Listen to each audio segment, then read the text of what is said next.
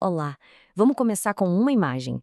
Pensa na diferença entre chegar num lugar e fincar uma bandeira, sabe? Para dizer, isso aqui é meu. Agora pensa na diferença de, em vez disso, plantar uma semente e deixar algo novo e independente crescer ali. Pois é, essa é a ideia central por trás do projeto super revolucionário de um pensador lá do século XVII, que a gente vai analisar hoje. Para a gente entender o peso dessa ideia, a gente precisa voltar um pouquinho no tempo. Imagina, estamos no século XVII. O movimento protestante estava com uma questão fundamental na mesa. Como é que ele ia se expandir pelo mundo? Era diferente, né? Não tinha uma autoridade central, um chefe mandando em tudo. O desafio era, nossa, gigantesco. De um lado, a gente tinha um modelo imperial, todo certinho, com controle centralizado, de cima para baixo, e do outro, um movimento protestante que era todo descentralizado, vindo da base. A pergunta no ar era: como é que se cria um modelo de expansão que funciona para essa nova realidade? E aí surge uma resposta. Ela veio de um teólogo holandês chamado Gisbertus Foitius. E ele não deu só um palpite, não.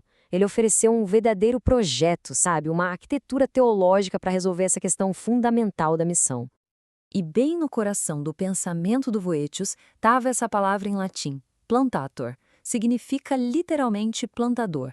A inspiração veio direto da metáfora agrícola do apóstolo Paulo. O plantator, então, não era um conquistador, era alguém que semeava e reunia as primeiras pessoas que acreditavam na mensagem. E aqui está a sacada genial do Voetius. Para ele, não existia uma separação entre ser igreja e estar em missão. Era a mesma coisa. Missão não era um departamento, uma atividade que se faz de vez em quando. Não, era a essência, a própria natureza da igreja. Tá, mas e na prática, como é que esse projeto funcionava? Bom, Voetius construiu tudo em cima de 3 princípios muito poderosos.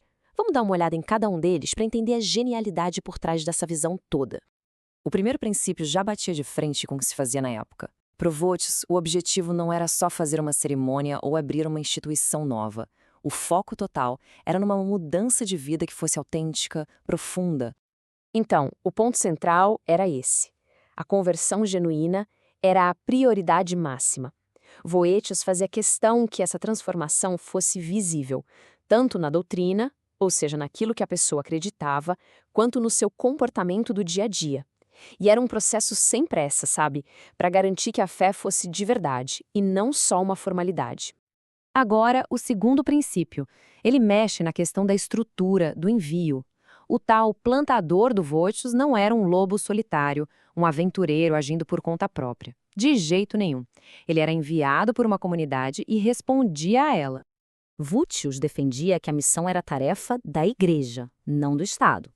Por isso, os plantadores tinham que ser enviados por uma igreja e prestar contas a ela. Isso era fundamental. Não só garantia um apoio teológico, uma supervisão, mas também já servia de modelo de estrutura saudável para a nova comunidade que estava nascendo. E aí a gente chega no terceiro princípio, e esse talvez seja a ideia mais surpreendente e radical do Voetius. Tem a ver com a relação de poder entre a igreja que envia e a nova igreja que foi plantada. Isso aqui era revolucionário para a época. Voetius dizia que a igreja-mãe não tinha nenhuma autoridade hierárquica sobre a igreja-filha. A conexão era espiritual, uma parceria na doutrina, mas a nova igreja era totalmente autônoma. Ela era grata, claro, mas independente. Livre para tomar as próprias decisões sobre suas regras e suas formas de culto. E essa frase do próprio Voetius resume tudo perfeitamente. O papel de quem ia não era o de governar, mas o de servir. Era uma inversão completa da lógica de controle e de poder que dominava aquele tempo. Bom, essas ideias lá do século XVII podem até parecer distantes, mas o legado delas moldou o jeito que muitas organizações pensam sobre crescimento e autonomia até hoje. Vamos ver o impacto duradouro desse projeto. O legado do Voetius pode ser resumido em 3 grandes pontos. Primeiro, o empoderamento das comunidades locais, que eram vistas como parceiras, não como colônias. Segundo, uma ênfase enorme no caráter e na vida espiritual da liderança, muito mais do que só nas suas credenciais. E terceiro, um modelo de missão baseado na humildade, onde o objetivo é servir, não controlar, e dar glória a Deus, não importa se o resultado fosse grande ou pequeno. E tudo isso deixa uma reflexão final no ar, né? Como é que essa tensão entre controle central e autonomia local, uma ideia pensada há quase 400 anos, ainda aparece tanto nas nossas empresas, nas nossas comunidades e nos movimentos sociais de hoje?